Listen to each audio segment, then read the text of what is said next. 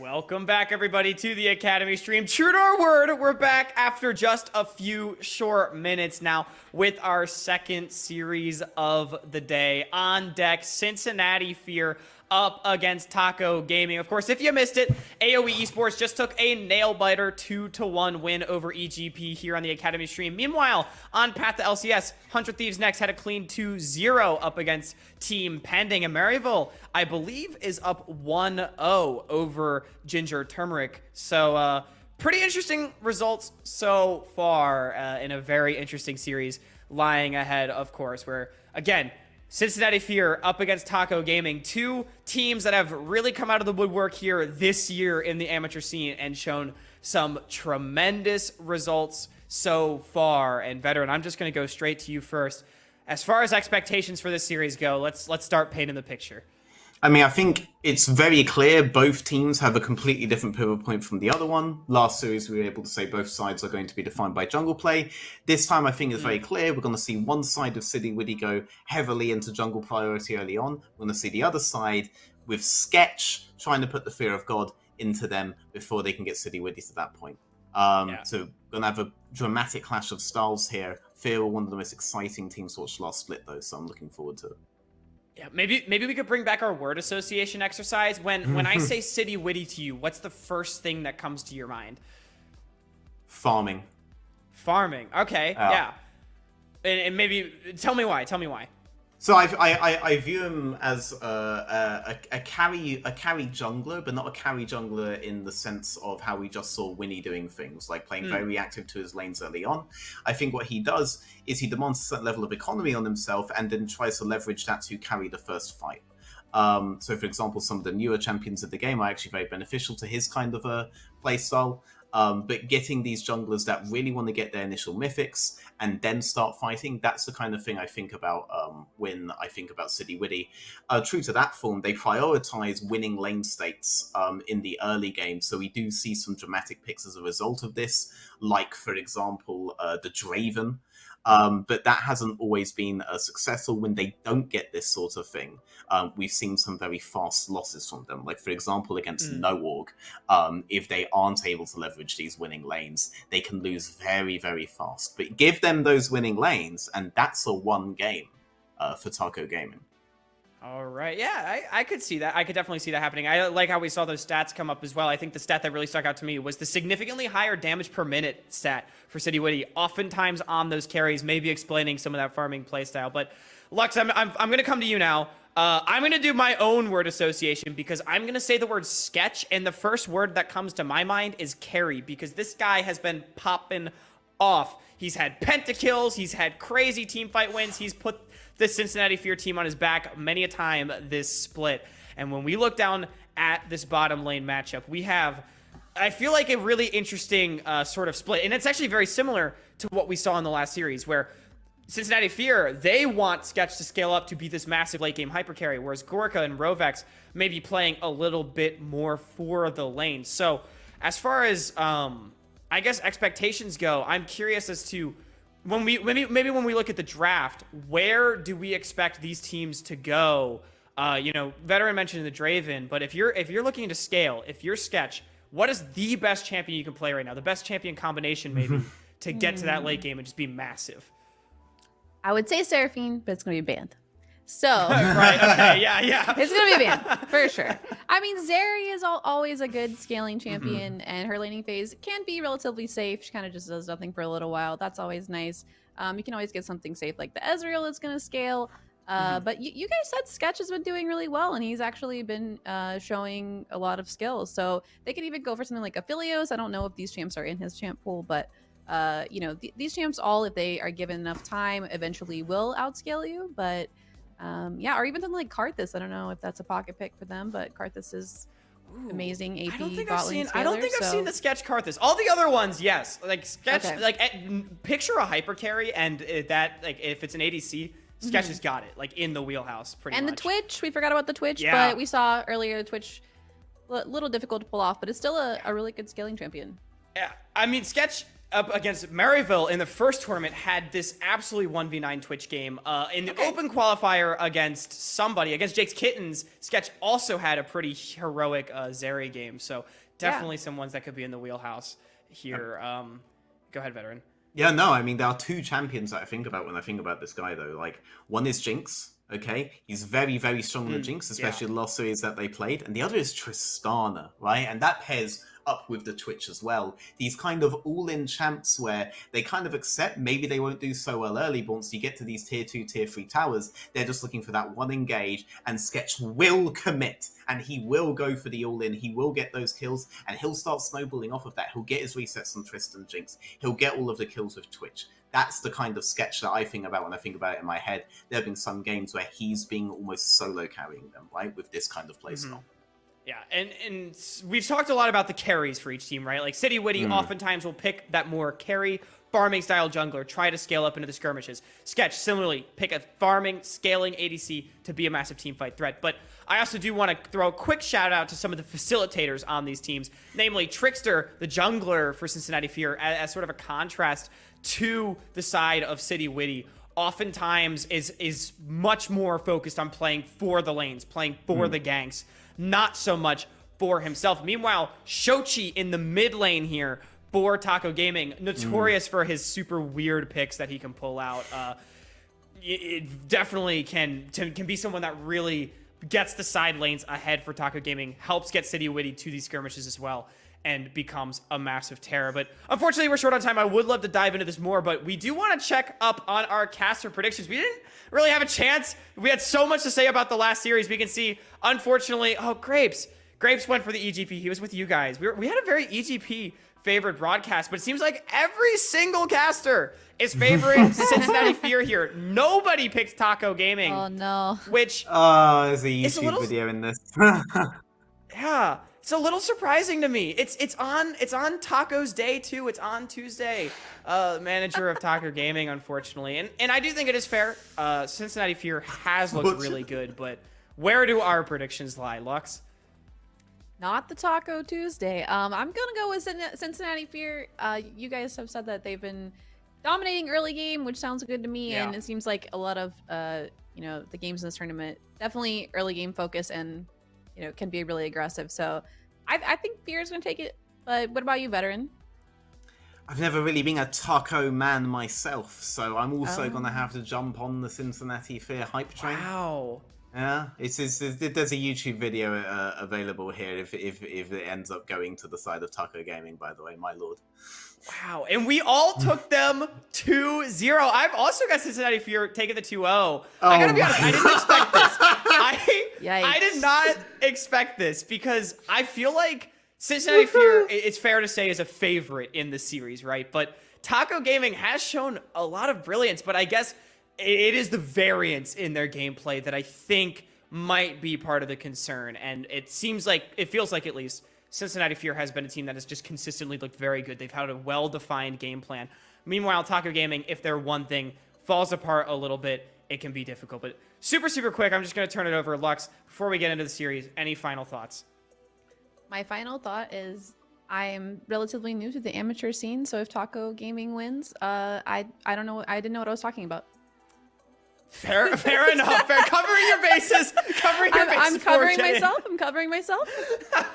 I respect. After I gave you the chance to change your vote to AOE in the last series and you didn't, you gotta I stuck to my guns. Okay. Right. I respect that. All right. Well, either way, we're gonna get underway with game number 1. Grapes and Smacks, take it away. Thank you, Hawk, and welcome to the Cincinnati Fear fan club, apparently, here on the Academy stream. We love those predictions again. It was every desk member, every single caster as well. And I think that, Smacks, we were talking about it a little bit. I think if we had the option, we'd also be going 2-0. Yeah, I think it's likely going to be a 2-0. We were really close to having all of the games end on the other stream before we even started this series because the first series was so long today on this stream. However, I think we're going to make up for that time by having a pretty quick one here for Cincinnati Fear. They have looked really solid recently.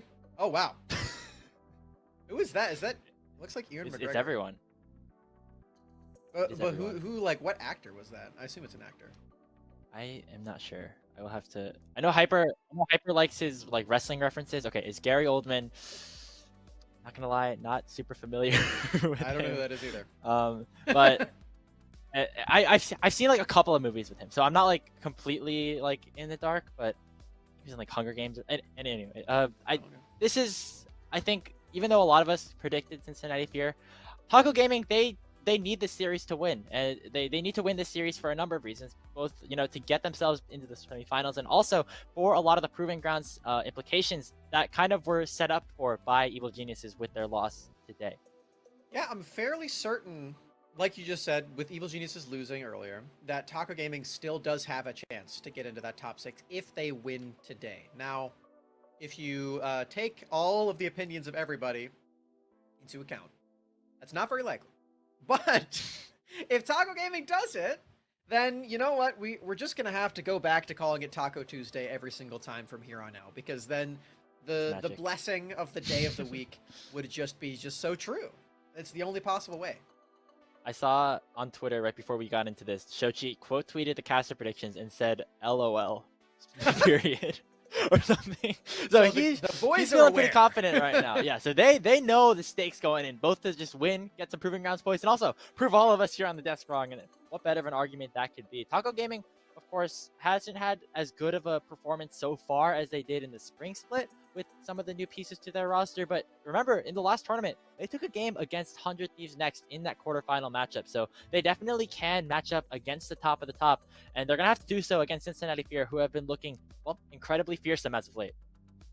Cincinnati Fear looking super, super solid, and I am really just excited to watch them play again. It feels like it's been forever, as they did not play yesterday, and they haven't played in about a week, I believe. So I just want them on my screen one more time here at Grapes, or maybe if they do win, like everyone's predicting, 2 more times, or 3 more times if they win later, because we do know that the winner of this series is playing against AoE Esports, and that is sure to be a fun series on Monday.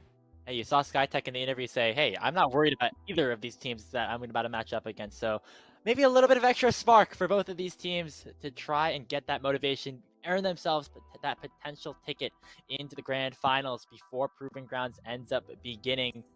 As we are about to head into the draft for this first game, it's going to be interesting to see. Again, I think the big point that we want to talk about before we enter this draft here, Smacks, is the desk was talking SketchUp a lot as being a big carry for Cincinnati Fear. But I think the biggest thing about this team has been how a lot of the other players have also stepped up into carry positions when they were forced to do so. I mean, Dragoon is a top laner that is very well known for playing these really bulky carries like the Darius, the Dragoon Smash, the Set as well. He really likes piloting those bruisers that are more Juggernaut than Bruiser in a lot of these times. So excited to see if that's going to get through. Taco on the blue side means they do have a possibility to just ban that one away because they don't have to worry about the OPs.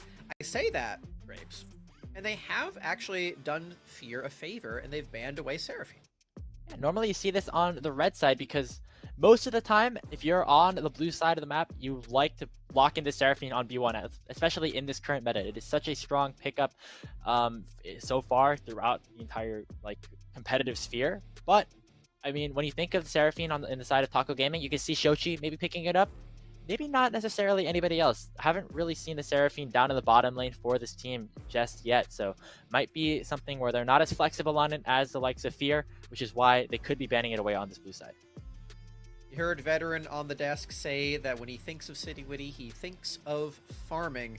And Karthus has been the most popular option for him to do so on. So removing that one away in the first ban here for Fear makes a lot of sense. Another comfort pick taken off the board. Gorika's Draven. He has played this so many times already in just the group stage.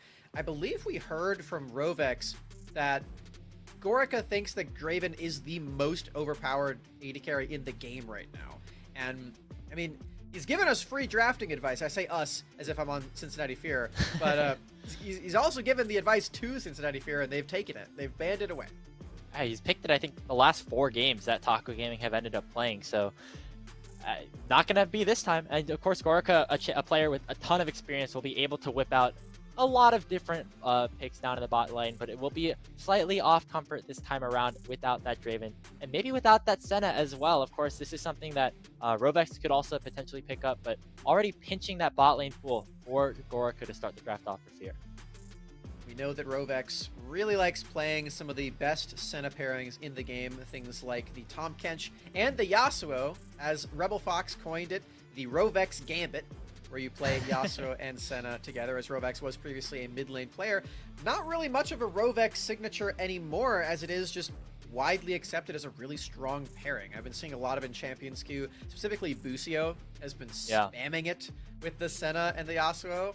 So that's been really fun to watch. And Rovex, you know, he's the pioneer, but it's not a thing that's exclusive to him anymore because it is just genuinely strong. So removing the Senna makes a lot of sense. It leaves open Citywitty's Kindred, though. And that is something that I was surprised didn't hit the ban table in game number 1. Citywitty plays this Kindred a whole lot and is very, very good at it, all things considered. And the response for Fear is good. You lock in the Jinx out and maybe lock out Citywitty, at least in the early game. You have the Yuumi on top of him to make sure that he stays relevant as we get to the later stages of the game. But it's still a really powerful 1-2 combo from Taco Gaming. They lock in this Kindred here for Citywitty, and they take this Talia as well for even added global presence. You know what I really love about Plux, Grapes? I really love that back in 2020, when he qualified for Scouting Grounds, he was known as a Yuumi one-trick. And he could only play Yuumi, maybe some Lulu. A lot of enchanters, though. He could only play that. And then at 2020 Scouting Grounds, and then in 2021 also, he was like, nah, man, I can play the tanks. I can show him what's up. I'm ready. I can throw in some Leona and stuff in there. And now we're in current day, and he's like, yeah, I mean, the tanks were fun, but no, I am just a Yuumi player. I'm gonna play Yuumi first pick, slam it for me. I do not care what champions they pick into it. I'm going to pick Yuumi, and I love that about Plux. The last time we saw that was actually that win that Fear had against Jake's Kittens in the open qualifier. Gonna see that whipped out again for the likes of Plux, who always has that in his back pocket. I think it's banned against Fear a lot, which is why you actually don't end up seeing it picked all of the time. But we're heading to the second phase of the bans. We have top laner still to select for Fear, and we have, of course, that support still to be selected for Taco Gaming, which means the pools are going to be targeted in slightly different areas. I've been really loving the Talia pick in the mid lane recently.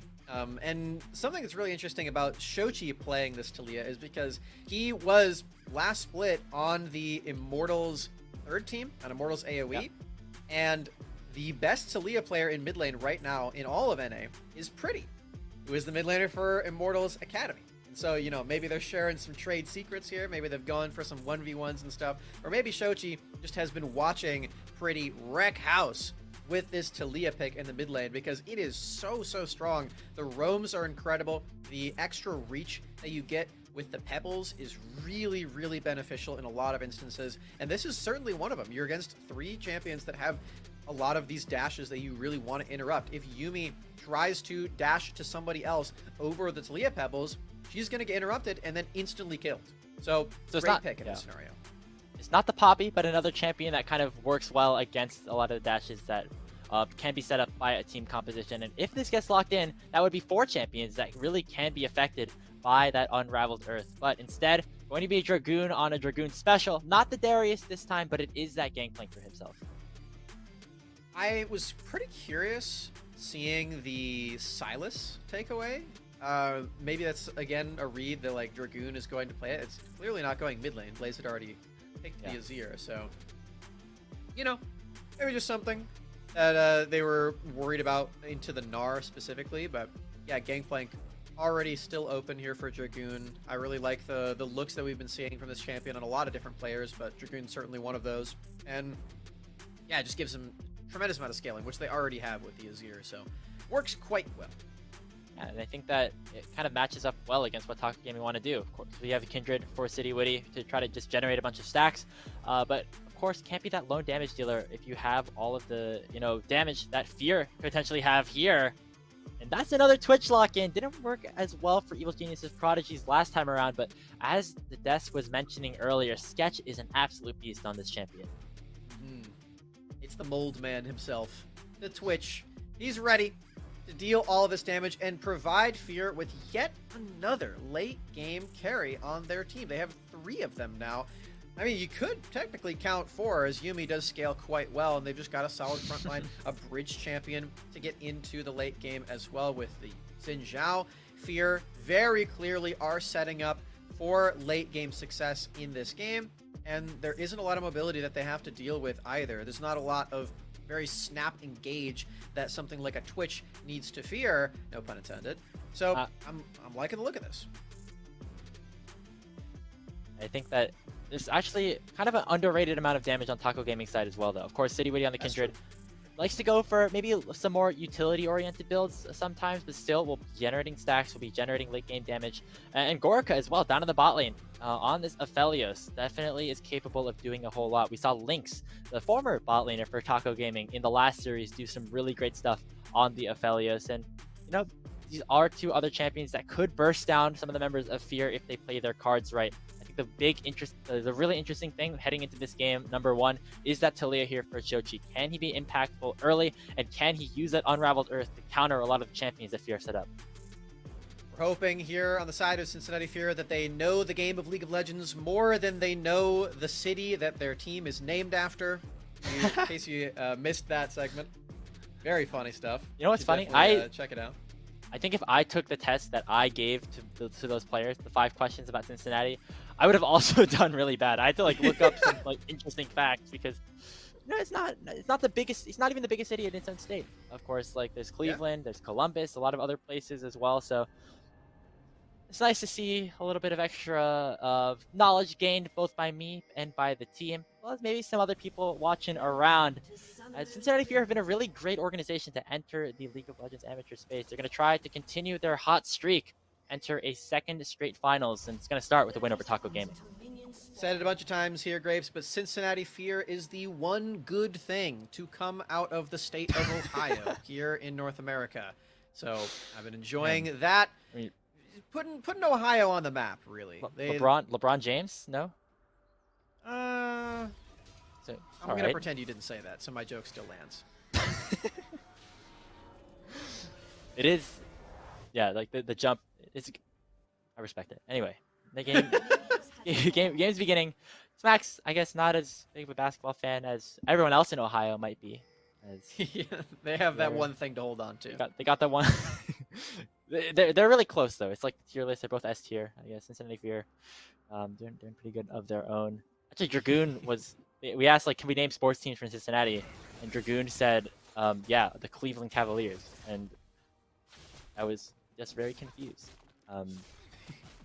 The stat is a very interesting one. Both of the kill leaders for the PGCQ regular season down here in the bottom lane between Sketch and Gorka. I believe APA actually broke that last week with a 19-kill victor game. Might have corrected me if I'm wrong, but these guys definitely in really good positions to do a lot of damage, especially with the compositions that have been set up for themselves.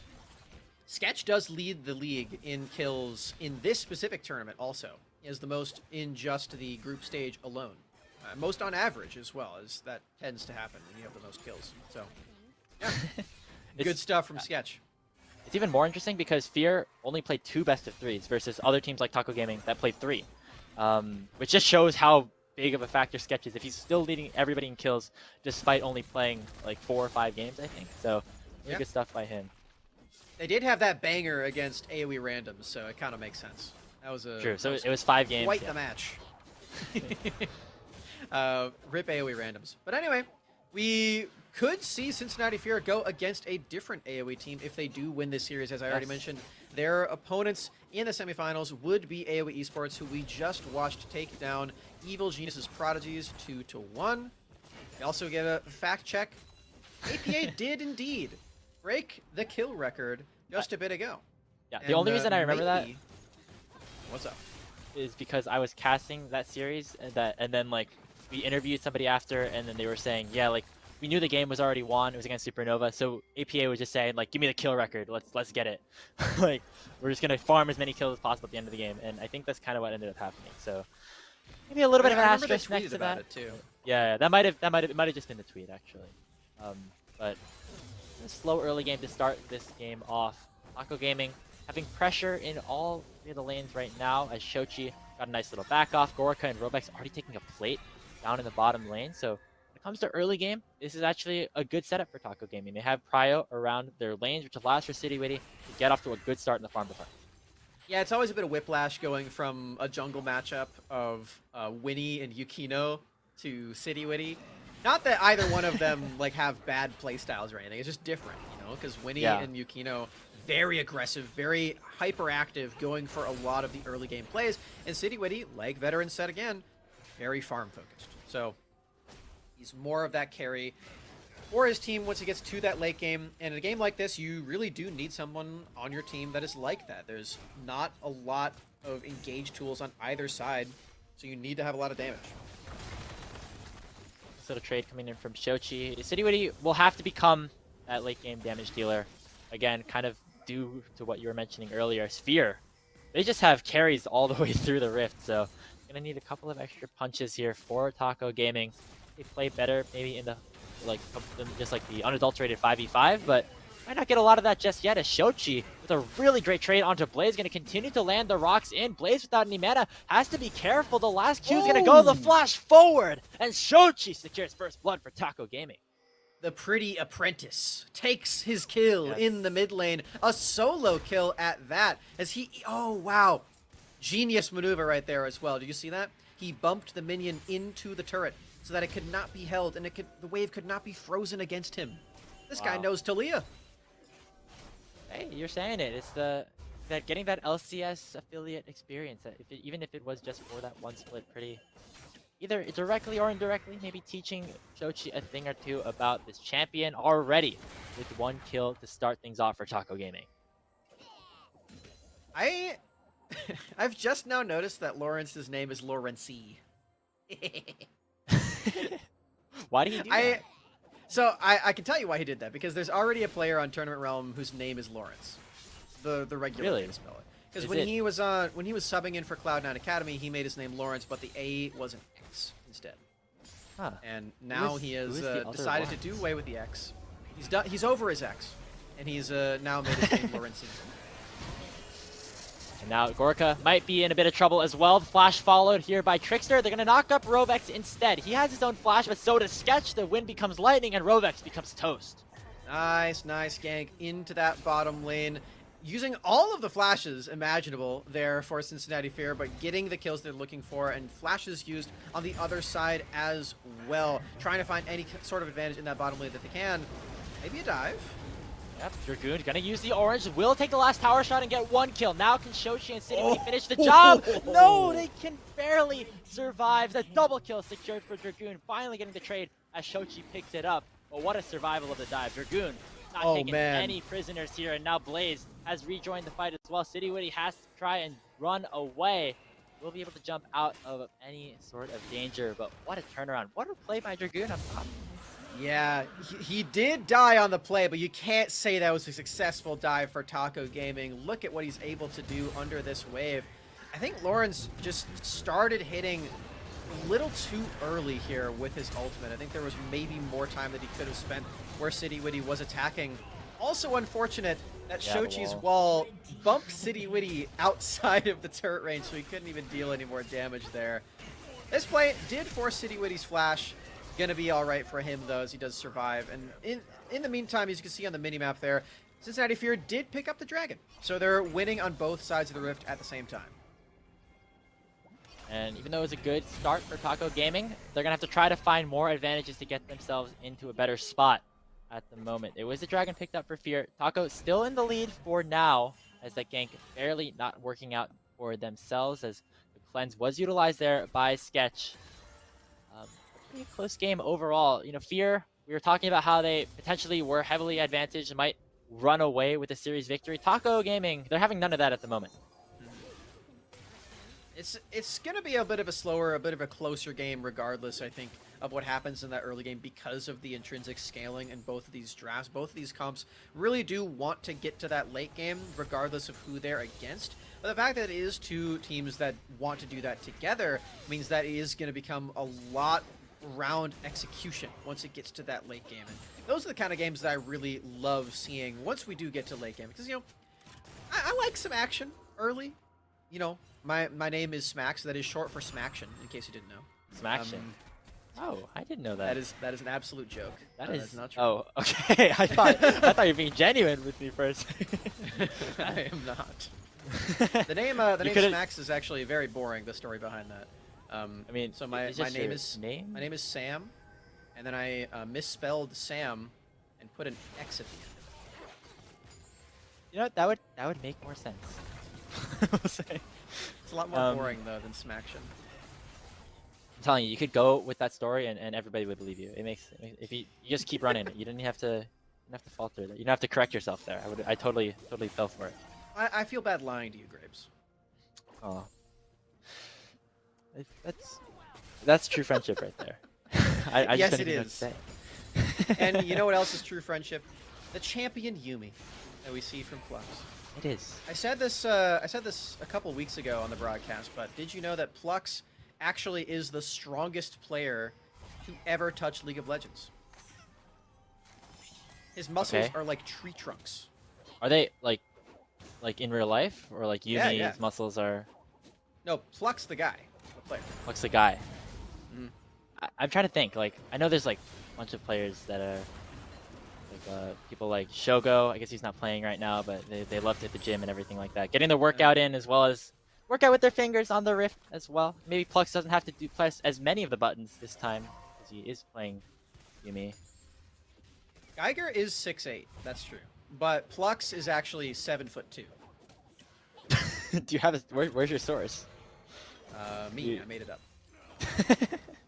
a lot of making things up today, Snacks. What's going on? Well, it's also just true. Because I don't lie. Like I said, I wouldn't lie to you, Grapes. But Plux, I'm telling you, just- this guy is absolutely shredded. That is why he can play the Yumi. Because he is so strong that he towers over his screen and he can see everything that's going on in the game because he can just see everything because he's so tall and so buff. So that he has all of this time that he can use to tell what is going on the Rift. So while he's playing Yumi, he is micromanaging everybody. Gonna flex his muscles right here as the engage comes through from Sketch. There comes the Moonlight Visual, and Citywitty is there just in time to pop the Lancer Spites. Trickster joining the fray as soon as the ultimate times out. Gorica the first casualty, and it looks like Plux was able to do a pretty good chunk of work taking down Gorica. See, I told you! Flux knew that was going to too strong. happen because he's so big. He's so strong. That's just how it works. That's a muscles diff right there, as they're going to use the Rift Herald in the bottom lane, trying to take down as many plates as possible and get Sketch online. But Trickster Yeah. taking a huge amount Oh, of damage. Trickster taking a whole lot of damage. Citywitty has the wild growth on top, but finally not going to burn down. Heals up just enough to survive. And now in comes Shochi. Sketch popping the invisibility, but it's still going to get spotted out. Here comes the boomerang from Lawrence as well. Shochi cannot follow the flash, and Sketch will get out with his life. Oh, and the Gangplank ultimate was used on top of Citywitty as well, but it's still, even after all of that, was not enough to take him down. Trading another kill over to the side of Taco Gaming. And, oh wow, and he's even bold enough to start up the dragon. I guess Trickster. X-Tech? he had to go. X-Tech hurts. So, this doesn't hurt enough. That's just going to be it. Rovex helping out a ton as well, to be fair, Nice. but it is 1-1 now in Dragons. Taco Gaming keeping things even. They're going to funnel even more gold into Gorica on this Aphelios. But it might be round 2 of the Twitch Yumi show. Gorica going to get potentially locked down here. No ultimates available for these bot laners. Gorica going to turn the fight around, locking him down with the Infernum, and Plux has to run into the hands of Trickster. Might be able to find an opportunity to respond with a kill. In comes the Q, in comes the dash, and Trickster will finish it off.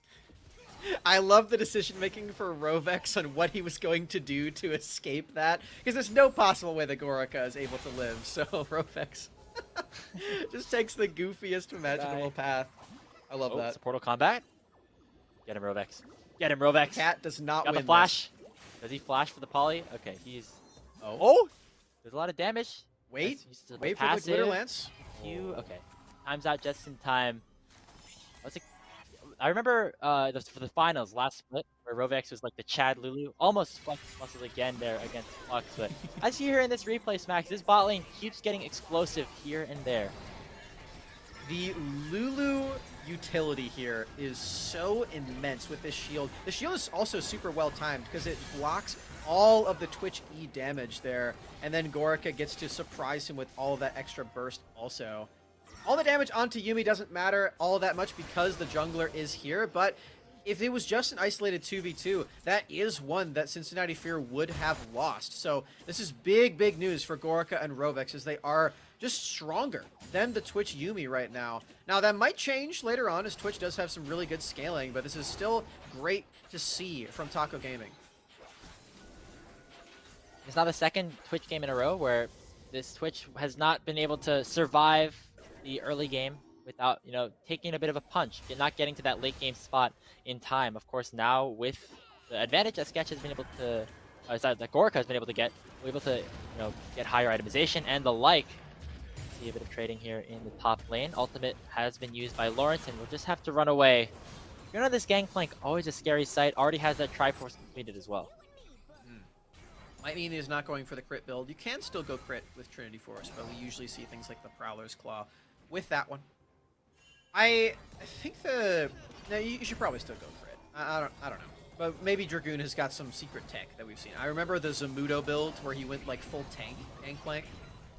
Oh my gosh, how I yeah. feel about that, but he did do it. So Could be okay this game. I mean, you could frontline here as GP. I feel like you have enough maybe with Trickster, with if Plux kind of hops on top. I think there's a lot of different options. I'd be excited to see the crit Gangplank. I mean, sorry, the tank plank again. I mean, has been a while. Dragoon. yeah. The anathemas and like the force of nature and everything. Yeah. Just like can't die on Gangplank. I don't know. I think his damage is just really good. Speaking of damage, Trickster has a bit of it now that he has Gore Drinker and is looking to try to use it on some sort of play. He's kind of just sitting around. It looked like he was trying to play around like a Rek'Sai passive or something there. Just like thinking of what he wanted to do, but there was a Scuttle Crab in the area. Now it's also down in the bot lane where another engage is going to happen. The Wind Becomes Lightning does get flashed away from, and Plux will not be able to land the final root with the final chapter. Robex flashing away to keep himself alive, as it is 2 summoner spells burned by the Taco Gaming bottom lane, but nobody ends up going down. Those flashes likely set up for the next dragon here for Cincinnati Fear. It's going to be an infernal one, and they've already got one for themselves. So let's see if they can utilize that power. They're going to be losing the first turret almost certainly in that top lane to Lawrence, as he does secure that one with some added pressure from City Witty. There's no way for Dragoon to safely stick around. Can they respond to this, though? It does look like they're looking for a dive, but they are warded. They're really looking right now. They know that Gorica and Robex don't have the flash, which means that Blaze has an easy target for an ultimate when they go for the dive. Nice. Here it is. Robex getting locked in. The Wild Growth keeping himself up and healthy, and Blaze will fall in the 1-for-1. Sketch going to burn down to Shoshi as well, who has rejoined the fight with his ultimate. Trickster and Plux still alive, still trying to do the damage. Plux barely dodges away from the seismic shove, but Shoshi's continuing to chase. Nobody else really available for him on his team. Trickster lands Becomes Lightning, going to go back in, but that is the punish. The dash from the Unraveled Earth will kill him, but Trickster finally responds, making it an extended 1-for-1. But now Lawrence has joined all the way from the base, getting the final hyper proc and picking up the kill onto Trickster. In the end, it is a 4-for-3 on a bot lane dive that Cincinnati Fear initiated. Lawrence comes all the way walking from the base, not teleporting, just to make it in the nick of time to knock down Trickster. You saw right there also, the reason that this Taliyah is so good in this game against the Yuumi, because Plux was trying to get his passive shield off, but not only is it good into Yuumi, it's also good against dives. This wall positioning, oh my god. Blaze is entirely stuck right here. So is Trickster. He can't interact with this game. And Sketch gets bumped into the wall as well, further into the turret range. Shochi just murdering this team fight. But look at the pebbles here onto Yuumi. Yuumi detaches to try to get the shield, but it's directly into the Taliyah E. Look. Oh. It pops the stopwatch as well to make sure there's no re-engage. And it actually buys enough time for Lawrence to arrive and finish off the kill on the Trickster. I like it a lot. I am a big Taliyah fan, and Shochi is doing it. Wait, Kindred has seven stacks? What? Is that right? That's not real. He's 0-0-2. That's not real. Okay. Oh my. Well, How does he have 7? I guess I mean, playing Kindred in a team environment is always really fun, because you get to kind of you spot the objective that you marked, and you're like, okay, entire team go. And that's kind of how Cincinnati and Taco Gaming like to play the game. And not gonna get the one up there, but they barely miss out on another pick out onto Sketch. However, Riftcurl pop here in the mid lane, gonna try to break open this tier 1. Sketch and Plux not really in position to try and defend this. It just will be the structure going down. Now, can they continue to go? The question is for Taco Gaming. It is 3 members here for the side of Cincinnati Fear. They finally get the Rift Herald to go down, but not before the tower ends up dying. Dragoon finally arriving to the fray. Trickster already chunked about 40% HP, and there's really not much Cincinnati Fear can do until Blaze arrives. He is now here, has the ultimate, does not have the flash. It looks like Taco Gaming, they read the angles. They're now up to the top side, breaking open the structures. A brilliant set of macro here in the mid game from TG. They're going to pick up 3 turrets off of that exchange. So many turrets here for Taco Gaming. And Grapes, I think I'm changing my prediction. Yes. Taco Gaming is going to win this game. It is not going to be a 2-0 for Cincinnati Fear. I don't know about who's going to win the series, but Taco Gaming is going to win this game. They have 7 Kindred stacks at 18 minutes. They have you so can see it much right here. range. Look at Trickster. Oh Just my getting bursted God. down from a mile away. Already at 30% HP. Now at 8 stacks. Dashing forward again. Blaze forced to dash defensively. This City Witty Kindred is just getting so scary tonight. How did he get another one while I wasn't looking? I have no idea. Do you get Kindred stacks from turrets now? The I don't know what's were happening. Taken. Okay, now the target is Baron, which is going to be a little bit harder if you're Taco Gaming to try and just get that one away. So it might be a while until either a fight breaks out either way. But a really good spot for City Witty to be in. I believe another range upgrade has just been unlocked, so it's going to be You get him hammering you get home the damage. It is the 4th one gives you range, and then every 3 after that gives you range also. So he already had it at 7. If he hits 10 stacks, then he'd get another range upgrade. Oh man, It's just so scary to think about. I mean, we think about City Witty, and I remember the time that he went like a tank Kindred build where he built like Randuin's and Frozen Heart. I don't know if you have to do that this time around. You have 8 stacks. I mean, you could just probably build like a ton of damage and just continue to just be an incredible factor. And you see it already with the build path, going for a very aggressive one with that Phantom Dancer lock. I mean, City Witty doesn't just have stacks here. You can see he has 2 entire levels up on the enemy team's jungler. And you can see that reflected in the CS numbers down there as well. He's up, let me do some quick math here. That is around 12 camps. That's a lot of camps, Grapes. That is 2 entire clears of your 50, jungle. Yeah, that is... I think that kind of gives the state of the game right now. I like how the desk kind of summarized it before we headed into the game for this series. You know, City Witty farming, and City Witty has been farming, and he's been a huge factor. He's the strongest player on the Rift right now, despite only participating in 2 kills in the early game. So really good stuff from him. We're already seeing the damage being pumped out here. Flux going to try to go for a response, but Trickster is just getting bursted down, even with the ulti on top of him. City Witty already finishes the job and pops the lamp despite to buy even more time. Blaze trying to fight a 1v2, and Sketch steps out of the ulti and does go down. Lawrence Dragoon trying to make work in a 1v2, but it's not going to happen. Flux will fall as well. Gorka landing the final blow. It's an ace for Taco Gaming. Only Rovex died, Smack. And they're moving directly over to that Baron. The 10th stack is upon us, Grapes. Taco Gaming are taking this entire game by storm. Baron and Dragon at the same time. 5 kills in 1 team fight. They've got a couple of marksmen here to take this one out. This is going to be both objectives. On Soul Point, taking the Baron as well. Oh man, everybody predicted Cincinnati Fear to win.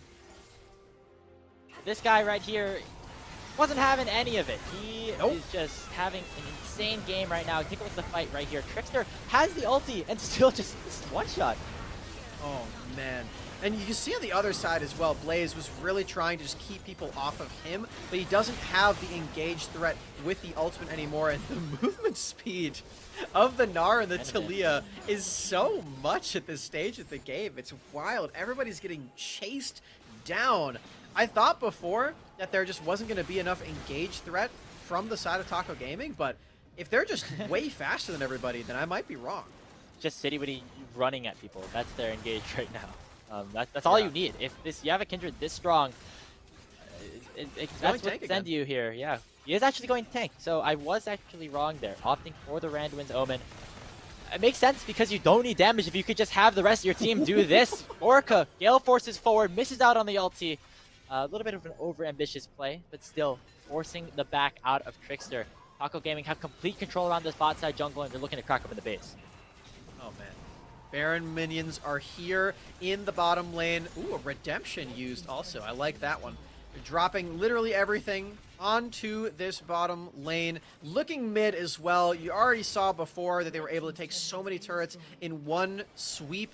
They didn't even have Baron at that point. Now they do, and now they can take all the ones that they somehow missed before, maybe start cracking open these inhibitor turrets. And you know what, Grapes?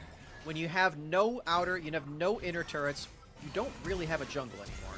You're going to have to just try to find picks like this. Sketch going in, final chapter landing in onto Rovex, has the wild growth, but finally will go down, getting crucial gold into this Twitch, and they're still going to continue the chase. Citywitty on the wrong side of the map. Gorica backs, but you can't back when the rat's in your face. In comes the slow, going to try and lock down Gorica for a little bit longer, who has the gravity of his own. The poison is continuing to tick away at him, but it doesn't look like Sketch will continue the chase.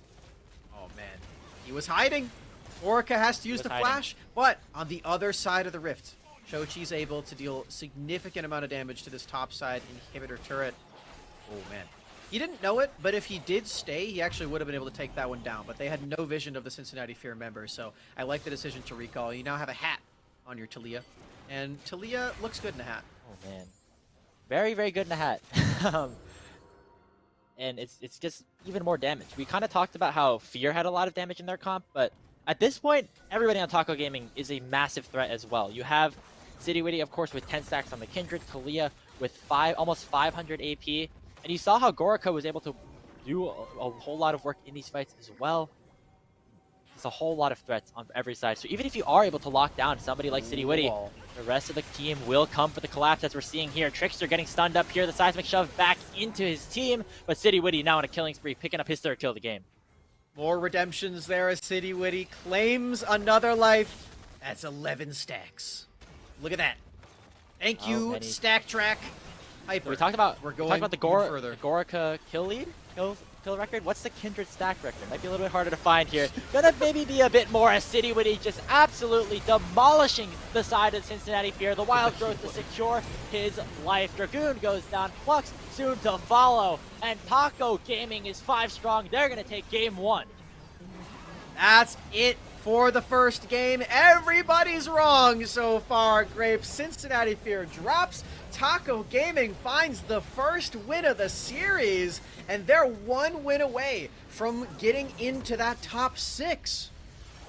Such crucial gameplay coming out from both Citywitty and Taco Gaming, who, as you said, have so much riding on this series against Cincinnati Fear. You see on the other stream that Maryville and Area of Effect Ginger Turmeric are headed to that game number 3.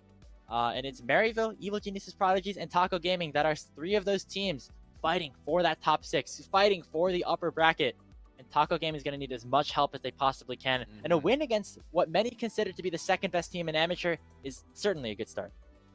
I'm fairly certain that I was slightly wrong. I think the Taco Gaming aren't necessarily locked if they win this series, but it certainly helps. And they certainly are not locked. They're definitely out if they don't. So they really do need all the help they can get, and they're certainly helping themselves to a heaping plate of Kindred stacks right now. Look at that gold graph.